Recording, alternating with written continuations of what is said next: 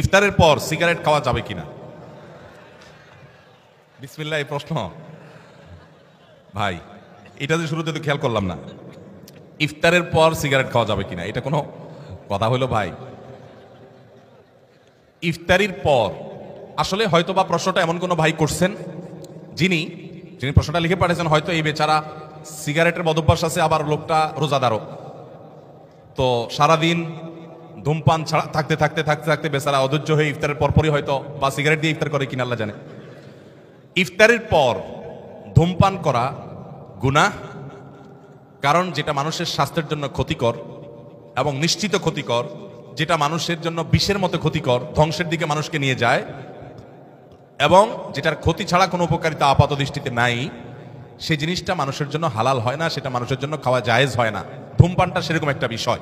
অতএব আপনি ইফতারের আগ পর্যন্ত তো করবেনই না, কারণ আপনি রোজাদার, সেই হিসাবে হালাল জিনিসও খেতে পারবেন না। কিন্তু ইফতারির পর যদি কেউ ঘুষ খায়, ইফতারের পর যদি কেউ কুকুরের গোশত শুকুরের গোশত খায়, সেটা যেরকম ইফতারের পরে খাইছে দেখে হালাল হবে না, ধূমপানটাও ইফতারের পরে করছে দেখে হালাল হবে না। কথাকে বুঝাতে পারছি? আমাদের সমাজে কোন কোন ঘুষখোর আছে, আমি শুনেছি, দেখি নাই, যে তারা নাকি বিভিন্ন অফিসে ঘুষ খাওয়ার সময় যখন যারা ঘুষ দিবে ক্লায়েন্ট তারা আসে, তখন নাকি ড্রয়ারটা খুলে বলে, এখানে রেখে দেন ভাই, আমি রোজা আছি তো ইফতারের পরে নেব। এরকম শুনছি আমি, আল্লাহ জানে এরকম আসলে আদতে আছে কিনা, বাস্তবে আছে কিনা। তো এই বেচারা সে রোজা রেখে ঘুষের টাকা ধরবে না, রোজা ভেঙে ইফতার করার পর তারপরে ধরবে। তার মানে সে মনে করে রোজা রাখা অবস্থায় করলে রোজার অসম্মান হবে, তো রোজা রাখার পরে ইফতার করার পরে যে করবেন তাতে আল্লাহর নির্দেশ লঙ্ঘন হবে না? রোজার মানেই তো বিরত থাকা, সিয়াম মানে বিরত থাকা, তার মানে হারাম থেকে বেঁচে থাকার ট্রেনিং আমি নিচ্ছি এখান থেকে, সেটা আমার আমল করতে হবে সারা জীবন ভর। অতএব যারা রোজা রেখে ধূমপান করছেন না, তারা ইফতারের পরেও ধূমপান করবেন না। আল্লাহ আমাদের ভাইদেরকে বেঁচে থাকার তৌফিক দান করুন। যদি কোনো কারণে শয়তানের প্ররোচনার পরিচিতি আপনি করেই ফেলেন, তো আপনি প্রতিজ্ঞা করবেন আস্তে আস্তে সেখান থেকে বের হয়ে আসার।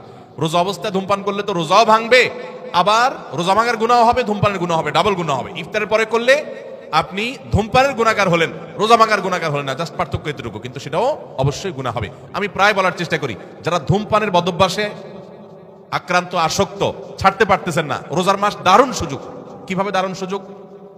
আমরা বাংলাদেশের মানুষ কয় ঘন্টা রোজা রাখি? 16 ঘন্টা, 15 ঘন্টাই ধরেন।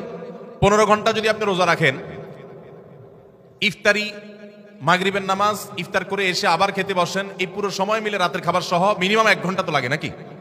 তাহলে 16 ঘন্টা এঙ্গেজ হয়ে গেলেন। তারাবির নামাজ আর 1 ঘন্টা, 17 ঘন্টা। সাহারি আপনার ঘুমাইতে যান আপনি 6 ঘন্টা মিনিমাম, তাহলে কত ঘন্টা হলো? 23 ঘন্টা। আর সাহারি খাওয়া টাওয়া মিলিয়ে, ফজর নামাজ মিলিয়ে, বাস ফজর নামাজ তো রোজার মধ্যে চলে গেল, সাহারি খাওয়া এবং ঘুম থেকে উঠা, এই পুরো সময় মিলে আরো 1 ঘন্টা, তাহলে 24 ঘন্টা হয়ে গেল। আর যদি বলেন যে না 1 ঘন্টা পুরো যায় না সাহারিতে, তাহলে আধা ঘন্টা সাহারিতে গেলে আর আধা ঘন্টা থাকে। রমজান মাসে কেউ এই আধা ঘন্টা 1 ঘন্টার সময় কষ্ট করে তার নেশাটাকে আটকে রাখতে পারলেই তার দ্বারা পুরো 30 দিনে অভ্যাসটা পরিবর্তন করা সম্ভব। কারণ 23 ঘন্টা তার ধূমপানের সুযোগই নেই, বিশেষ করে 15 ঘন্টা রোজা আর 6 ঘন্টা ঘুম, তাহলে 21 ঘন্টাতে এখানে ফিক্সড।